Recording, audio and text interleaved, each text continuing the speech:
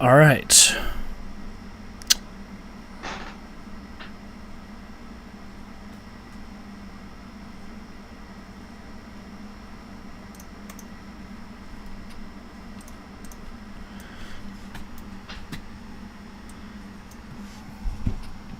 And we should be live. All right. All right. Hello, everybody. For a surprise stream, it's a surprise for you guys because I didn't mention this. Not a surprise if you're one of the dozens of What's the Good Word podcast listeners, though. That's right. Not a surprise because we did mention that we were going to be doing a collab on the Sea Dog channel. For those of you that don't know, the guys, everybody knows this guy right here, Rec Talk. Okay, me and him are like a package deal when it comes to streaming. But we got some special guests on tonight, and that is the two hosts of the What's the Good Word podcast. If you guys want to go ahead and introduce yourselves and kind of plug your channel, tell everybody what you're about as much or as little as you want to. Go ahead. Sure. So we do a audio-only podcast. It's available on all podcast streaming platforms, especially, of course, Apple, Spotify, all the other stuff.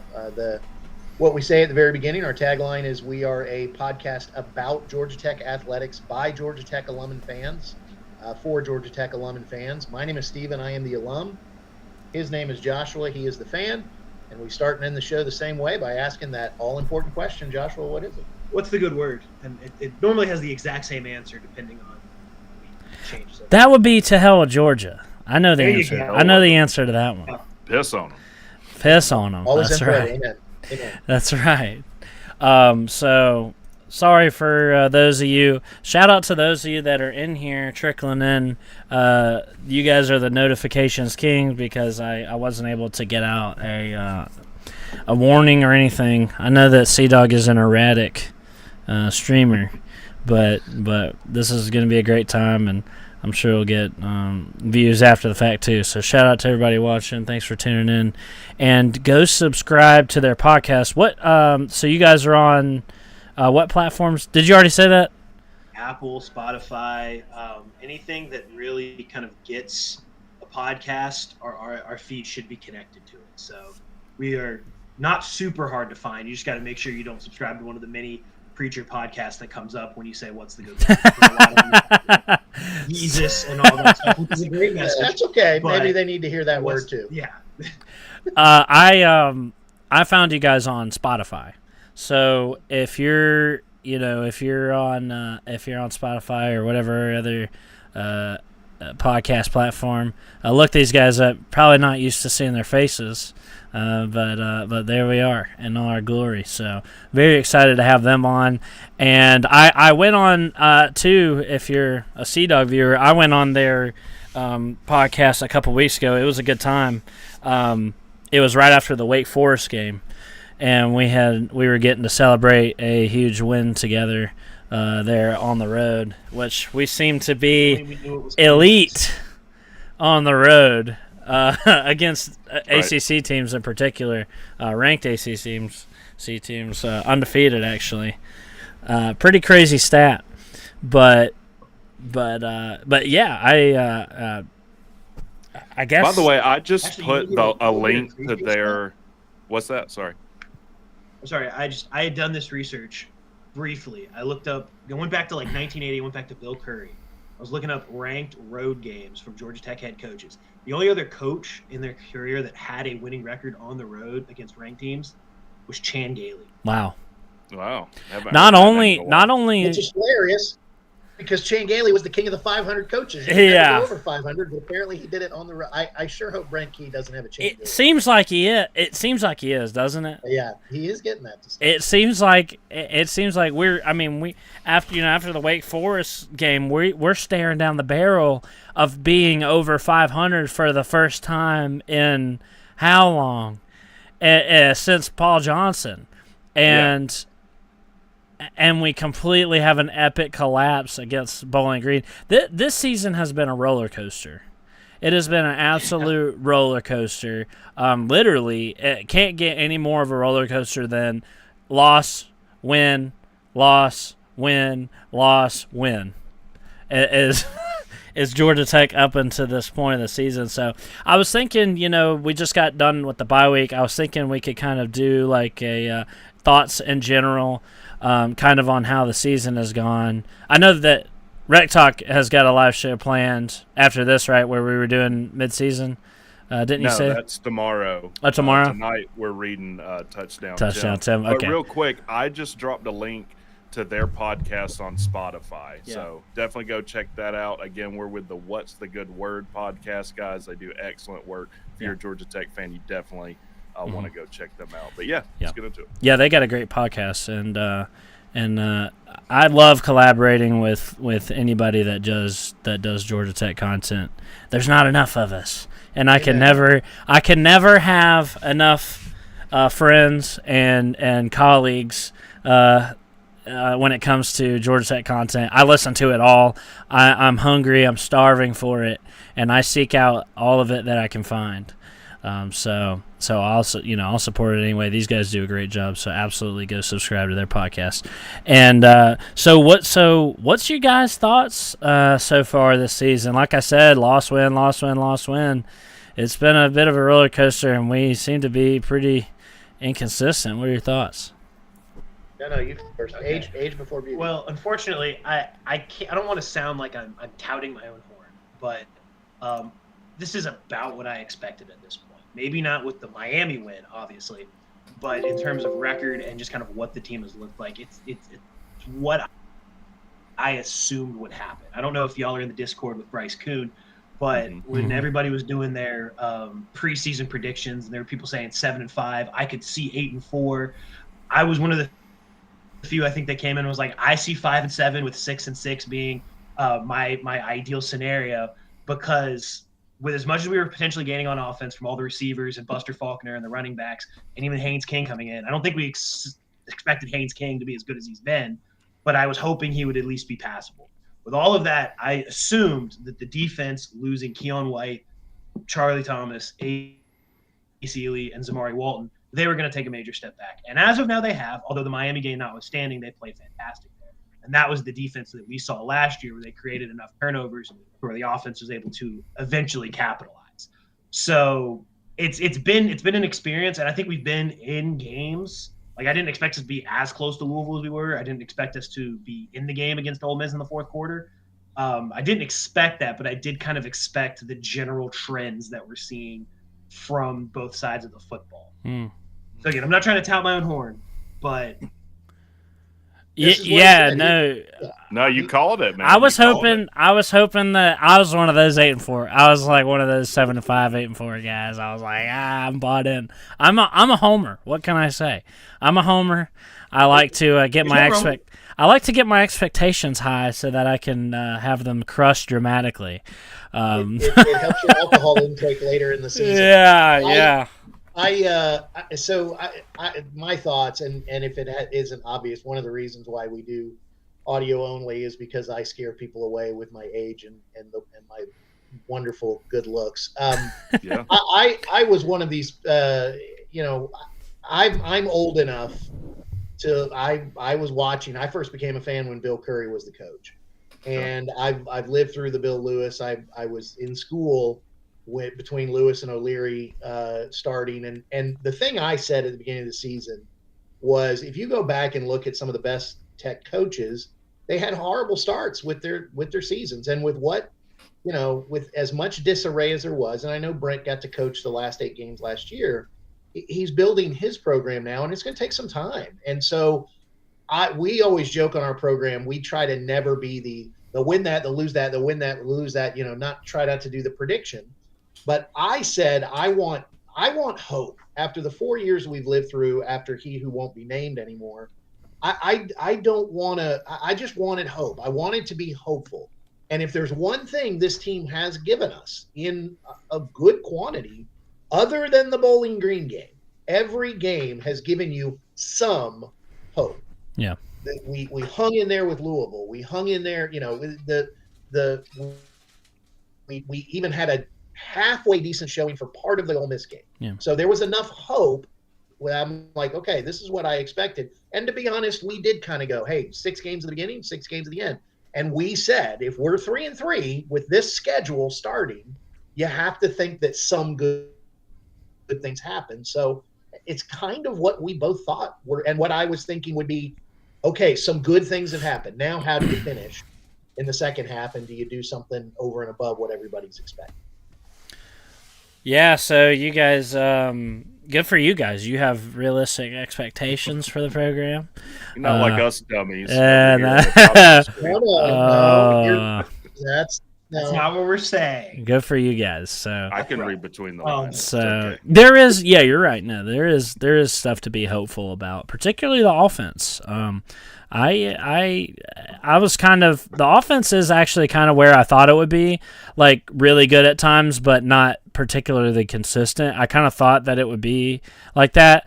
The defense is a lot worse than I thought it would be, to be honest. I didn't think that losing, those guys was going to be that big of a detriment. And to be honest, listen, I'll tell both you guys, because you say, "Oh, reading between the lines, we were both right." Listen, if they finish the Louisville game and if they don't lay an absolute turd against Bowling Green, yeah, I mean, you guys would be going, "See, I told you, look at that record." I mean, okay, if you get those two and don't get the miracle in Miami, you'd still be 4-2. So I mean, yeah, halftime of the Louisville game, I felt like a genius. I was like, "I told you guys, Tech is I mean, you're all on notice." I made use of it while I could.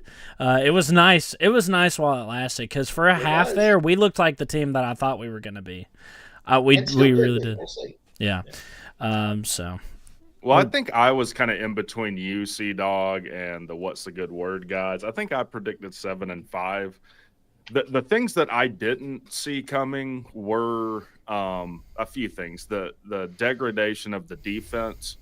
I know we lost our 3 leading tacklers, and they probably accounted for 85% of the tackles last year between White, Ace, Ely, and Charlie Thomas. I didn't think we were going to have fundamental issues on defense. Like, we couldn't tackle to save our lives for a while. I didn't see that coming. I definitely didn't think we were going to demote our defensive coordinator either. I didn't see that coming. Surely not the what was the horrible team we lost to? I think I've Bowling Green. Yeah, Bowling Green. Now, the other thing I didn't see was our offense taking that big of a step up, particularly on the offensive line. Our offensive struggles, I don't think, are to be pinned on the offensive line. Like, we're way, way better on offensive line. And we'll have to see how we finish, Like, I said in a members-only video, like, you talked about the mentality of a team and kind of the mindset and putting yourself – Key talked about it in the press conference, like, it's not about what you want. It's what you're willing to work for. It's what you do in practice. And then also what happens when you give 100% and come up short. That can happen too. How do you overcome that? But, we still have everything to play for. We'll see what happens with Boston College. But, look, I'm happy with where we are at the moment, especially bouncing back against Miami. Yeah. If the trend continues, we will lose to Boston College, but we'll beat North Carolina. So if the trend continues, now we did see something actually concerning. I don't know if you guys hate Miami as much as we do. We can't stand them. So this has been a great couple weeks here. We've had a couple weeks to kind of enjoy that win. And but I don't know if you guys saw this, but you mentioned demoting Andrew Thacker and promoting Kevin Scherer to DC. Like, it looks like it paid off. It really did, but I haven't had a chance to talk about this. But if you go back and watch that Miami game, we knew whether they were going to pass or run the entire game. This is crazy. So, yeah, this is crazy. It depending on where their running back lined up. If he lined up like side to side with the quarterback or close to him, it was a pass. If he was behind him, it was a run. 95% of the time. Yeah, I did a whole video breaking that Yeah. down because Dog told me about it. I'm like, there's no way it would be something that blatant. Like sometimes an offensive lineman will tip, kind of he's leaning because he's going to pull, or he'll look down a linebacker that he's going to have to pull and block. I have never, even at the high school level, seen anything like that, and that's what makes me a little cautiously optimistic of the defense. Right. You're not going to get that every game. So now, how do they? It do? shows attention to detail and film study. That's how I'm going to do it. Yeah, you can't count on an idiotic Miami staff to throw away a game every time. Well, so the obvious pretentious thing the alum is going to say is, well, yeah, a bunch of the SAT scores showed up in the Miami game. Yeah. That entire game from the Miami standpoint was absolutely ludicrous. It was they were not prepared for that game. They did not make good decisions. I guess that's what you get with Mario Cristobal. He hasn't shown that he can ever do that. He didn't show it at Oregon, and he hasn't shown it there at Miami. So, any given year, it doesn't matter how talented they are. We have the ability to beat Miami. Really, anybody does. They have the ability. I mean, really. I mean, you come into the games doing stupid stuff like that. But what's great is that we don't play them for another till 2025 because there's no divisions anymore. So we get to sit on this win for 2 years. I love it. I love it. Who's a new recruit? Yeah, I love it. Also, I wanted to preview the Boston College game a little bit. Because, we have had a bye week, and, something that I've noticed kind of a lot under Jeff Collins is we did not come out of the bye week. Like, you'd think generally like a bye week is a good thing, but we have not really come out of the bye week and won like a lot. We seem to have a bad performance or just lose out of the bye week. And this crazy stat throughout the last 9 seasons, Miami's 0-9 out of the bye week, which is a crazy stat. So I'm hoping that we can kind of break that juju a little bit because it doesn't seem like we're great coming out of the bye week either. But I don't know. What do you guys think about the Boston College game? I'll take it. I think that if you're looking at it from the 30,000-foot view, this is the type of game you have to win to prove that Tech is making strides as a program.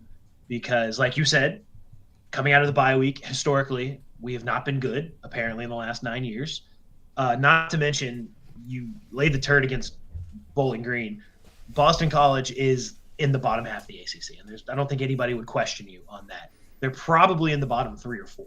They're 3-3. They haven't really beaten anybody. Yeah, their record is not indicative at all of their. No, not at all. Yeah, and they lost to Northern Illinois. If we remember that one. The other unspoken opponent we don't want to talk about. We need to stop playing MAC teams. I'm serious. Just leave it alone. I'm tired of the MAC shit. Get that away from me. Okay. It's that Tuesday night action. It'll kill you.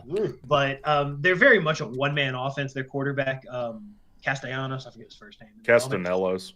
Yeah, Castellanos. It's a bad word around here in Atlanta after what just happened with the Braves. But they are. He's the quarterback, but he's also their leading rusher by a significant margin. So ideally, you stop him. Their defense doesn't look to be anything special. The secondary looks like it doesn't make plays at all. Through 6 games, you only have 4 or 5 passes defended. That's a minuscule number. Pretty sure Miles Sims has that by himself. So this is a game that you have to win. And ideally, you destroy them because you're at home. But this is also going to be a game where Brent Key has to show that he's moved past the Bowling Green game and we're no longer taking games like this for right? This is where you have to show that you can motivate a team, not just week in and week out, now from 2 weeks because you're coming off the high of the Miami game, and just like you're coming off the high of the Wake Forest game, and you're going up against the team that you should beat. You have to prove now that you can get these kids focused. Yes. I'm going to add to what he said, and before you guys, so just in our box to finish our box Yeah. out.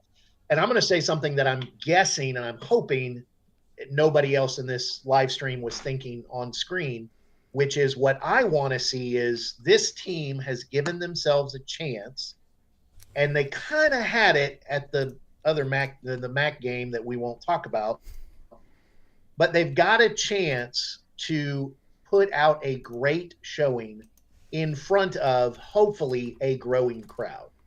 Now, the crowd is not growing massively, but one of our friend of shows was at the MAC game that we don't want to talk about. Mm-hmm. And he said, look, it's not as much of a skeleton crowd as it's been, especially for the team we're playing. And the idea is, I think, Bobby Dodd will be half full. I think it'll be half full or better for an ACC game playing Boston College, beautiful fall Saturday. You've got a chance to win back some fans. You've got a chance to do something in front of your crowd and play the theme song at the end in the end zone with the team and the student body.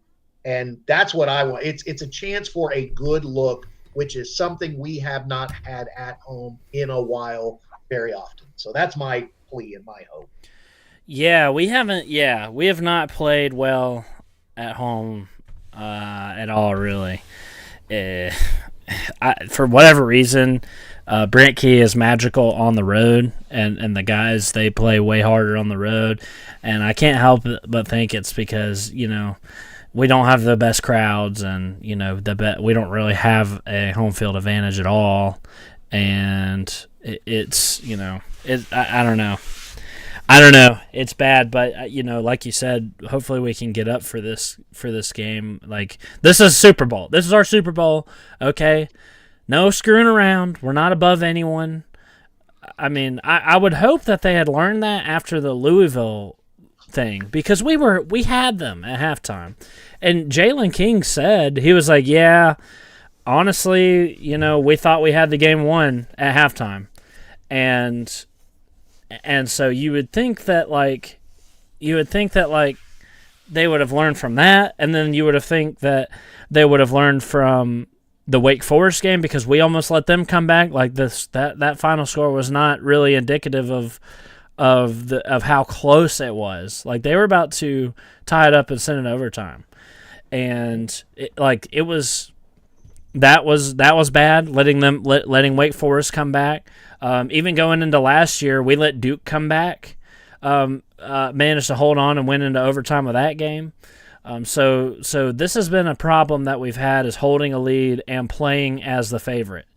And so, yeah, like you said, I hope that we can get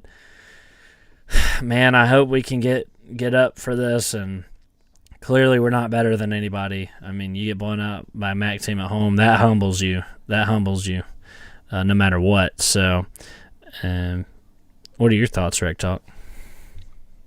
So I previewed this in a video I released today, and they're right. Their quarterback is a fantastic athlete. He's got 500 yards rushing, twice as many as any other player on their team. He's got 7 touchdowns on the ground. I think he's got 12 touchdowns on the air with 5 picks and like 1,200 yards.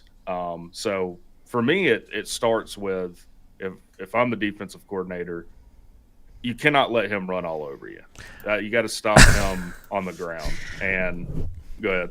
I'm sorry. I just realized I was showing my notes screen. I was writing down the points I wanted to make, because while you were talking, so I didn't forget. So I didn't forget what I was saying, because I want to keep up with the conversation. So I'm stupid, but I put it in the private. Yeah, I saw it. I'm an idiot. I'm sorry. I had on there my house numbers, my budget. Yeah, everyone's commenting about it. Sorry, I'm sorry, guys. I'm sorry. I'm an idiot. Silly me. You get to see my house notes. I'm sorry. Go ahead. You're balling, dude. I'm sorry. No, I mean, Boston College is not a good team, but they've got good pieces. They got a decent offensive line. They got a quarterback that can hurt you, but a quarterback that's prone to making mistakes throwing the ball. He's young. He plays young. He's actually from Waycross, Georgia. So this is a game where can you come out at Georgia Tech, play a fundamentally sound, complete game, and I think this is a game we should win by 10 points if you just look on paper. But that doesn't really mean a whole lot. You got to play the games. Now, Key did address this. Not playing well at home and playing on the road. He's got 3 wins on the road where he's been 3 touchdown underdogs. And he said that he's changing really the protocol. So he said on a road game, like he noticed when they're on the plane to Miami, it's 2:00 on a Friday, everyone's asleep. Where if it's a home game, everyone's going to be in class. So he's going to have them get to the hotel at the same time they would as if it's a road game. And I think that's, that's a pretty sharp something for him to notice. But yeah, you just got to come out and prove it. I mean, he also said someone asked him how do you feel like the team's done this year? He just said 3-3, which I love. I mean, that's the only thing that matters is winning or losing, and it's such a breath of fresh air from the coach we had before. Like at the end of the day, we just got to win the game. So I don't even care. I don't care about anything else. I don't care what the score is. I just want to beat Boston College, and I think you're right that this is going to show are you progressing as a team. Yeah. I'm glad you brought up that because I had wrote that down in my house renovation notes. I had wrote down that he had changed the schedule for home games too, because I guess that matters. And he did say also he added the note that kind of he's not making these moves like knee jerk. Because they said that about Thacker too being demoted and whatnot. So I said that. I mean, it felt that way. It did feel that way. It did. It worked out for that game. I feel like anybody, if they're going to run or pass, I feel like how hard can that be to defend, But yeah, he did change that, and it's a noon game too. We've been playing a lot of night games too, so the freaking Bowling Green game, I think that was a 3:30 game or a noon game or whatever. Yeah, we have a hard time. I think it was a 3:30 game. We have a hard time playing during the day, I guess, at home especially. So that could be bad. So yeah, there's a lot of 12 o'clock kickoffs in college football. So, but I'm having a hard time. I'm having a hard time predicting this team. I mean, how can you? C-Dog, think about the games we've watched. We had Louisville literally defeated at halftime. And to me, and I'm the get off my lawn guy. To me, I always talk about how this team doesn't adjust. To me, that's the one thing I see Key still needs to work on as a head coach is making the in-game adjustments. And I'm probably oversimplifying, and I never coached football. I coach other sports, but I never coach football. So I don't pretend to know, but it just seems like we start great. The other team makes some adjustments, and then we keep running the same plays. And like, how come that bubble screen's not working anymore? And it's like, well, you got to open up the playbook a little more. So but to your point, sorry, I was going to just add to your point. Of course we can't predict because this team has been a team that beating ranked people on the road and then losing to MAC teams at home after going up 14-0 and look like you're in a cakewalk. I mean, this is a team that is trying to figure out who they are. So we get to watch the Dr. Jekyll and Mr. Hyde. Yeah. How many times are we going to mention that? Dr. Jekyll. Win on the road, lose to a MAC team. Everybody in the chat, take a shot whenever we say that. It boggles the mind. And it makes our jobs, come on here and give our thoughts about what's going to happen. I don't know what the hell to say. I mean, I could come on here and be like, you can predict it. Look, what team is going to show up to Boston College? I have no clue. Nothing's for sure about the Jackets is nothing's for sure. Yeah, I have no clue. Is it going to be the Wake Forest team? Are we going to play lights out on defense? Is our offense going to be on fire? Now, one thing I have noticed that is concerning is our offense has played really bad the past 2 games. Yeah. So I'm not sure what happened. There's sort of an inexplicable fall off in the offense the past 2 games, against Bowling Green and Miami. We won that game by some miracle. Our defense had good, but our offense looked like it did last year. Yeah. Yeah. It looks like the running game has kind of taken some steps back, and I think it's hurting the passing game. Which we did get Dante Smith back this week, but I mean he hasn't been much of a factor, at all this season. So I don't know if that's because he's hurt or. Trey Cooley's done a lot less than I thought he would. And Rec Talk, I know you said earlier about the blocking being better, and I do want to agree with that. But it does seem it is, and unfortunately, I think it's been so bad again from he who won't be named before. But they're just, to me, there seem like too many plays where I'm like, well, holy cow, nobody even laid a finger on that guy rushing, and it's not because of some loop or stunt. It's like you got to stop whiffing on the offensive line and impose your will. We're not yet at the let's go get a yard, and of course, everybody who knows from the past. I will acknowledge I do miss the days of it was 3rd and 1 or 3rd and 2. Like, well, I got no problem here. I know we're going to get it. Yeah. There was nothing better than, goal to go from the 1 or 2. And you're like, well, I know we're going to get a touchdown because we never don't get a touchdown in the high school offense we used to run. And so, when you run the pistol, it's a struggle. But anyway, I have noticed that. I don't know if I'm just being too grumpy. But No. I think in a more detailed sense, we've struggled run blocking. I think we're much better pass blocking. And perimeter blocking has been pretty bad. Like blocking with our skill position players. That's why those, quick hitches to the outside haven't worked because we just whiffed on blocks with them. So we definitely got to run block better. It seems like they have Eric Singleton blocking a lot, and he's a good weapon. But he's kind of small, to be blocking guys. He's like 5'8", yeah, 60. Yeah. So having him blocking doesn't seem like the best. It doesn't seem like the best idea. And don't run plays that ask him to block a lot. Yeah. And that's something crazy too that Brick he said that I was stoked to hear. He said, now this is kind of talking about the defensive side of the ball. He was talking about. They asked about how the new defense is coming along, and he said that they were able to get a new playbook in over the bye week, and I think he was messing around with that. He did? Yeah, he was 100%. Was he? Around. Yeah, he said we installed a new 3-3-5 stack, and I'm sure they picked it up in 3 days, and then he was like, no. He did. Right. Well, wait, Brent Key told a joke? Dang. He's so dry. He told a joke that no one got. He's so dry. I couldn't tell. Then again, I was listening. I was working and listening to it in my headphones. Well, now I feel like an idiot. I thought you're not the only one. Someone else commented that, did you see we installed a new offense? And I could be the idiot, but I'm about 99% sure he was. Well, I was about to say, I don't know, changing your defense on the fly in the middle of the season is not good. But what I was also working towards was another comment that he made that said, what scheme you run has to be based on what your players or your personnel is capable of, which is awesome to hear. That's music to my ears. All too many times you see these coordinators come in and try to force a square peg through a round hole, and don't play to the strengths of their players.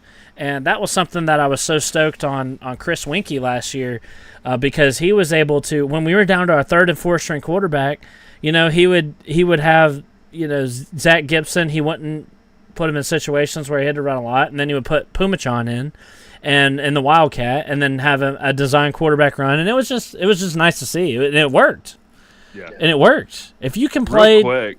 Yeah, you have a $5 super chat from Buzz Talk. It says, my biggest concern is that we are coming off a pure passer, TVD and moving to a great scrambling quarterback, Castanellos. Can our linebackers go from coverage to spy? Appreciate the super chat, Buzz Talk. Yes, thank you for the super chat, man. You're the freaking man. You're right. However, Boston College, man, if all is it all they've got is quarterback? I mean, now we have been pretty gashed by quarterbacks that can run. Yeah. You know?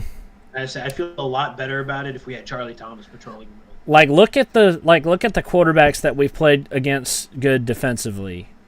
Mitch Griffiths, who is well, Mitch Griffiths not a good quarterback. Might be the He's worst. not Sam Hartman. Might be the worst in the ACC.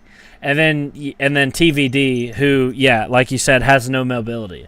And so it seems like them versus you look at what's the Ole Miss quarterback? Jackson Dart. Yeah, our defensive line would get stood up and he would take off for 15 plus yards on us whenever he decided to run. I would hope that Scherer will, and again, the great game against Miami because they got a tip. And thank you. I'd never heard that. That's awesome that you shared that. And I would say, is it going to be as simple as our secondary is good enough? Maybe we put them out on islands a little more and do man-to-man on the side and dare them to beat us with the pass and load the box. Tech taught us numbers, and it's a numbers game. You load the box. That's your best shot at stopping a running quarterback. That's what you said, Rec Talk, right? Well, I didn't necessarily say stack the box, but I mean that is one way to do it. I would definitely have my most athletic linebackers on the field. So I'd really like to probably see a lot of Andre White and Braylon Oliver in this game. Well, you've been calling for them. Yeah, you've been calling for them since the offseason. Yeah. Look, I'm not at practice. Whoever your most athletic linebackers are need to be on the field majority of the game. And like you were saying, trust that your secondary is going to be able to cover. And look, here's the tough thing with predicting this game. What Boston College team are you going to see? I said in my preview today, they're very inconsistent and they're similar to Tech in that. Are we going to get the Boston College that scared the fool out of Florida State? Mm-hmm. Or are we going to get the Boston College that it got beat, 58-20 by Louisville? Yeah. This team has the ability to win football games as well. We need to keep that in mind. Yeah, they do. Or the one that almost lost to Holy Cross. Like, good Lord, they were terrible at the beginning of the season. But a lot of 3-point games with them. That's for sure. We should be on paper a lot better than them. We should be. It's just that we're inconsistent too. So two inconsistent teams, both trying to find who they can consistently be Saturday at noon. Sounds like a great time. Yeah. Yeah. Again, Faceac with the super chat. Thank you, man. He says, by the way, Buzz Talk with Faceac is the newest Georgia Tech YouTuber. So always, like I said, always wanting to support Georgia Tech content creators, and we will plug you guys again here soon, because a lot of people trickled in since we last did. But Buzz, he says Castellanos ran for 100 yards on 16 carries, 1 touchdown against FSU. I'm scared for our linebackers. He also threw for 305 yards in that game as well. So he accounted for 406 yards, I guess, or 405. Did y'all see? Now they lost this game too, but did y'all see him that insane play on like 4th down that he had against Northern Illinois in the beginning of the year? He ran about 50 yards backwards and rolled out back there. He was getting chased down by the defensive lineman, and he rolled out back there and heaved it on the run and got the first down. It was like 4th and long. It was one of the craziest things I've ever seen. And that's like Bo Jackson techno. I did that 35. Yeah, I did it 35 years ago in my cul-de-sac. So that's the closest I came to with a Nerf ball. Right. My neighbor Brad. So right. Shout out to Brad. Yeah, I mean you're basically one and the same. One step away from getting to Boston College. So to the Chevy and turn left and go into the Massley's driveway, and I'll throw it post corner. So there you go. Yeah, I'm nervous for our linebackers too. I mean, our linebacker play has been some of the weakest links on our team, really. Now they did play a good last game. Of course, they got the game-winning strips. Moala got the game-winning strip. Strip that fumble out.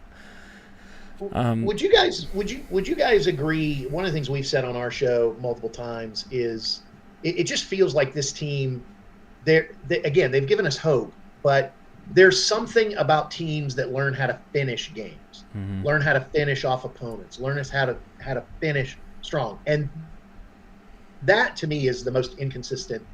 We finished the Miami game, but there's just so many other where it's not even you don't finish. It's like we just didn't even show up for a whole quarter. Is that oversimplifying, or do you guys agree with that? No. What are your thoughts? My whole thing has been like this team's problems are a lot of them are in our heads. You cannot tell me Bowling Green is more talented, better coached, or any of that, or better players, or any of that. You can't tell me that, dude. It's just not true. Bowling Green's a horrible team. What that tells me is either we overlooked them, or we were just checked out for whatever reason. We had other stuff on our minds, didn't prepare right. It's not. They're not better. They're not just better than us. They're not that much better than us. Okay, the entire team no-showed that game. Mm-hmm. So it's like, I think a lot of our problems are mental problems, and like you said, that is inconsistency too. And I'm trying to figure out what is the cause of that. Is it a thing where you have to kind of weed out the players from the previous regime? Because we've seen that before. I use the example of Texas when Sarkisian got there. You had Tom Herman there, and his culture was not the best, right? So, he had some toxicity going on in the locker room, and you had that crazy line coach that was screaming at him. He's like, if you're not gonna take it seriously, transfer out, and they did, and they left, and Texas was better for it. So I wonder if it's that. I wonder if it's that. I don't know. What do you think? What do you think, Rex? What do you think? Well, the consistency issue it's like, I don't know what your field of study was when you were at Tech. Mine was electrical engineering. It's like our offense and defense is like exclusive or. So we can never be hitting on all cylinders offensively and defensively at the same time. It's like we have to choose one. And that, I think, is most apparent toward the end of games. The last two games, it's been a little more offensively, but that's the thing that, unless you're a Tech fan, no one would probably admit that if Tech can get things rolling offensively and defensively for 4 quarters, this is a team you don't want to play if you're a good team, because they can definitely bite you. But we'll see. I don't know what to accredit that to. I mean, one thing we do have to realize, this is a fairly young team. And the players that aren't young are transfers, so they didn't play here last year. So, yeah, you're right. We have to be patient. That's hard to ask of a fan base that just went through Jeff Collins, right? Because we're coming off the heels of 3 and 5 win seasons. But it does seem like things are trending upward. I do expect that to get better throughout the season. But remains to be seen up to this point. Buzz Talk has another $5 super chat. Oh, thank you, man. Very generous of you. You're the freaking man. You're the man. Thank you for supporting the show. Go ahead and read it. He says Bowling Green wanted it more. Now, he knows this is something I don't like being said, but no, Tech just has a huge problem of playing 60 minutes. Like he said, we need to fix our work ethic. It's subpar RN, which if I'm decoding that, I think means right now.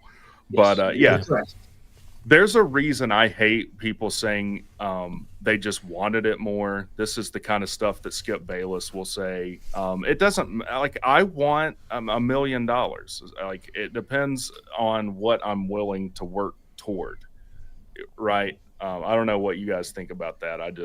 I agree with Buzz Talk there. Yeah. I think that I think if you want to see a parallel that's been more broadcast along the national media, just go look at Colorado, because it's basically the exact same thing. You bring in a ton of transfers or a ton of new freshmen, you flip the roster almost completely due to graduations or transfers out.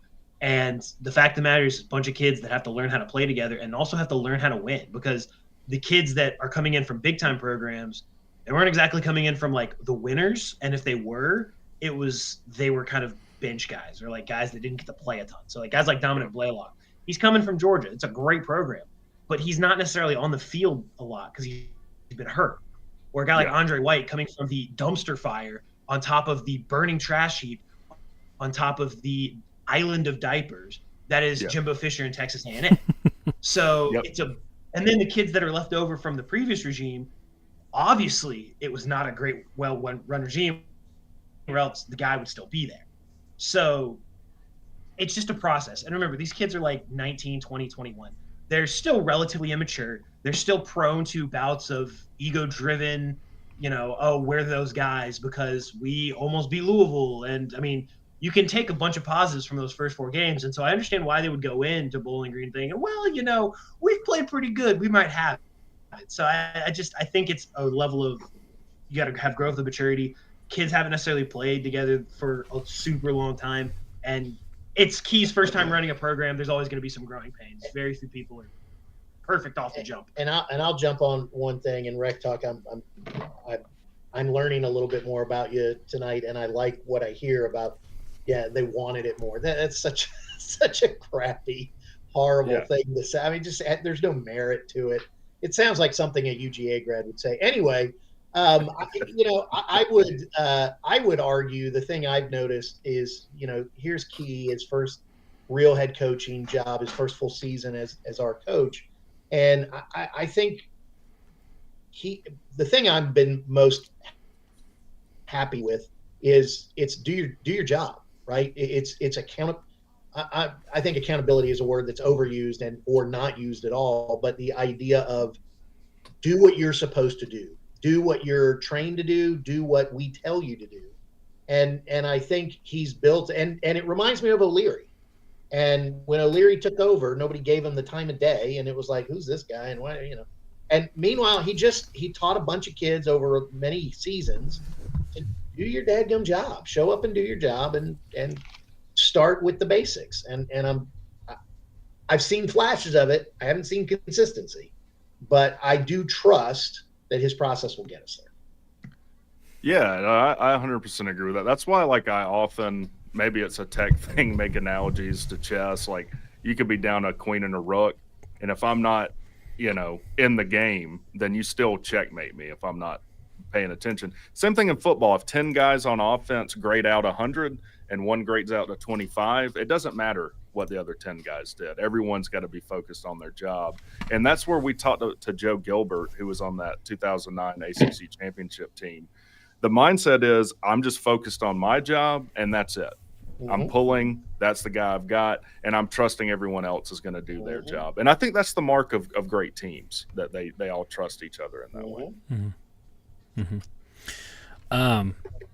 Vasek, again with the super chat, man. You're the freaking man. Thank you. He says, I'm 19 myself, so I can say firsthand, sometimes I do things and I think I've got it. Then I get slapped in the face. We need to learn, don't let up. Yeah, everybody's got a plan until you get punched in the mouth. Isn't that a Mike Tyson quote? Yeah, Mike Tyson said that, and he would know better than anybody. So that's kind of what I thought too. So we had a little bit of insider kind of look into the program.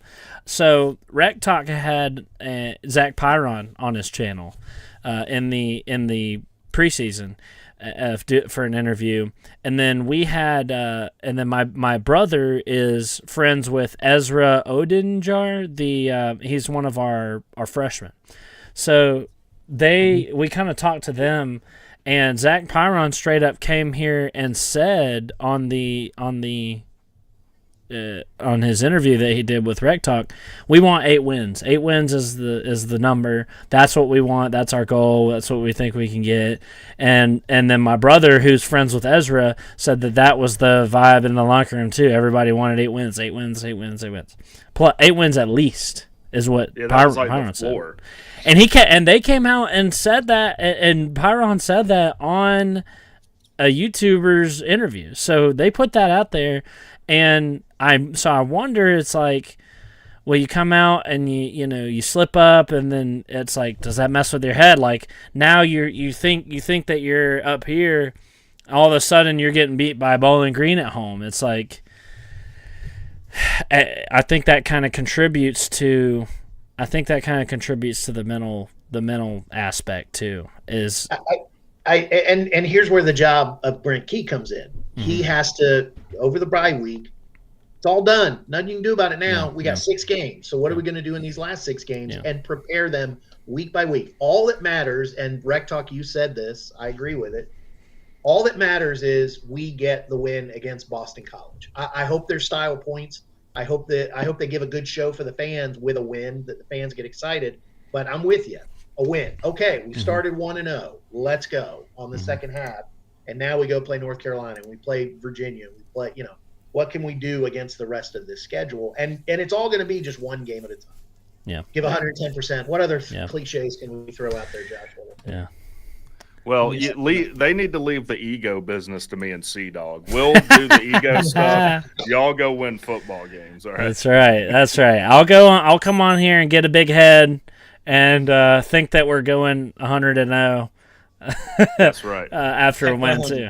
Or my brother calls me. He's insane. He's like, dude, after the Miami game, he was like, dude, I think we can win out. I'm like, man. As much as I would love it. This is great and everything, but like, don't get your hopes up. It's why you play. There is nothing wrong with someone going, absolutely, we can win it. Listen, the team I've seen, if they put 4 quarters together, and Rec Talk, to your point, if they can stop doing that electrical engineering concept and both be on the same channel and not be AC/DC kind of thing, then man, if this team shows up on defense and offense, we can play with anybody on our schedule. We haven't seen it yet, but if we see it, man, go for it. So we're kind of all right, everybody calm down. And both are okay. It's okay to go crazy. And then, it leads to potentially more alcohol and hair pulling. I've had enough. I don't do it anymore. That's why I calm down. I'm young and I'm not quite as jaded yet as some of the other Tech fans. I was all on board with Jeff Collins too. I was all in. I was like, finally, we're not running the triple option anymore. Let's go. But I think you bring up a good point. Maybe we've been running on direct current. We need to be running on alternating current. Maybe. Or maybe we've been running on alternating current. That's what the offense and defense has been doing, and we need direct. I think you're onto something. You nerds. All I know is when in doubt, take the derivative. That's the thing I remember from my calculus class. At least if I don't know anything they're asking, if I take the derivative, maybe they'll give me partial credit. That was my thing. Oh, yeah. That also sets you up for politics. If you don't like the question, answer the question they wish you would have asked and not the one they did ask. That's what I do all the time. Exactly. Man, you nerds are going right over my head with that. Hey, I'm a Valdosta State alum. We didn't talk about it. Yeah. I got my high school degree. So yeah, I'm a sidewalk freaking Georgia Tech fan. If you ever heard of that before. Nothing wrong with that. No, my papa went there. He graduated from there, so he passed it down to me. So it's in my blood. But yeah. So I know. So we have a lot more people in the chat now. So thank you guys for everybody for showing up. Thank you for having your notifications on. Sea-Dog didn't do a good job of promoting this interview. If you've seen by my to-do list, okay. I've got a lot going on. So these guys, real quick again, will you guys just give your spiel on what you guys are about and everything and where you can be found? Sure. So we are a podcast known as What's the Good Word. We're an audio only podcast on your favorite podcast platform, Spotify, Apple, whatever. The tagline we always say is on our podcast we try to do 2 parts to our show. We try to do as much athletic news as we can. We try to give highlights and headlines of what's happening in all the different tech sports, just to keep people affiliated with what's happening. And then we do a second half of the show where we dig into one particular topic, usually around whatever's going on, football season, baseball, basketball, those kind of things. And the tagline is, it's a podcast about Georgia Tech athletics by Georgia Tech alum and fans. For Georgia Tech alum and fans. I'm the alum. My name is Steven. He's the fan. His name is Joshua. We are father and son. We don't say that a lot on the air. So he always jokes that I raised him right in more ways than one, but definitely around Tech athletics. My wife and I both went to Tech. When I'm not around you, I say I was indoctrinated. Oh, that's awesome. I thought you guys were Nice. brothers. I thought you guys were brothers. No, That's fun. I thank you. I Actually, thank you. Yeah. I am the adult son. That's is still okay. living Okay, in I was this. wondering. Okay, so father son. That's freaking awesome. Yeah, my we have the same thing. Like my papa went to tech, and then he passed it down to my dad, passed it down to me. So it's a family thing. So that's special. So yes. If you guys in the chat are not familiar, go subscribe or follow or whatever it is on your podcasting platforms. Yes, Wherever Apple, you get your Spotify, podcast, we should be there. wherever Rec you Talk get your is linked. Spotifys. Yeah, Rec Talk is linking it. Yes, he's linked. Yeah. Rec Talk You is can linking click it. that link in the chat, and it'll take you right to it. That's if you're like me. Yeah, I use Spotify. Yeah, these guys do a great job on their podcast. And shout out to you guys. You guys talk about all the tech sports, which me and Rec Talk don't even attempt. No. We don't even attempt. Maybe we Gotta should. keep updated. I mean, there's so many other programs, so many other Yeah. sports. Yeah. You know, I as someone who just got out of college, right? I had to call a volleyball game for one of my classes, and seeing the amount of people that showed up, it was like, you know, they're just as much of athletes as everybody else. Like they prepare. I had to learn all this stuff about volleyball, and it's a much more complex game than I think anybody really realizes until you watch and look into it. So highlighting those things, especially the women's volleyball team at Tech, is like nationally ranked top 10. They're fantastic. They deserve the same level of attention that the revenue sports. Yeah. And last spring, we got to talk a lot about the golf team as they went into the NCAA title, both on the individual side and the team side. It was really cool and talked a lot of baseball. We shouted out the shot putter last year. And it's a lot of fun. And shout out to ramblinrec.com. That website does a fantastic job of covering all the sports. Easy to follow everything. We find other things on other websites, but ramblinrec.com is of course the main one and easy to navigate and everybody can keep up. But we like to talk about it. Yeah, that's really admirable. And Facek again says, "Thanks for the 2, bud." Says it's okay. My dad indoctrinated me too. To hell with Georgia. That's how it is. That's how it is, It's better man. to be a black sheep and a herd of white sheep. Right? That's right.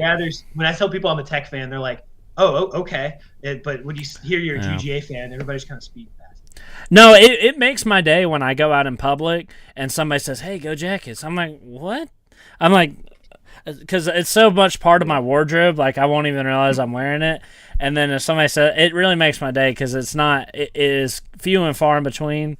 We're like the Marines, right? The few and the proud. Yeah, and Rec Talk, I know other schools have their traditions, but is there anything better than walking up to somebody you see in gear and just asking them the question, "What's the good word?"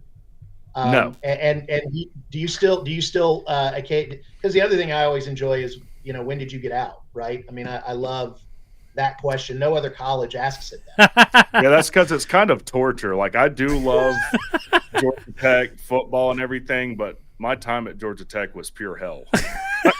Yeah. But you come out of that. It's the hardest thing I did. Yeah. Wow. You come out of that resourceful, because like you had to be while you were there. Mm-hmm. But yeah, we do have great traditions, man. That's for sure. Yeah. And come on, the Budweiser song.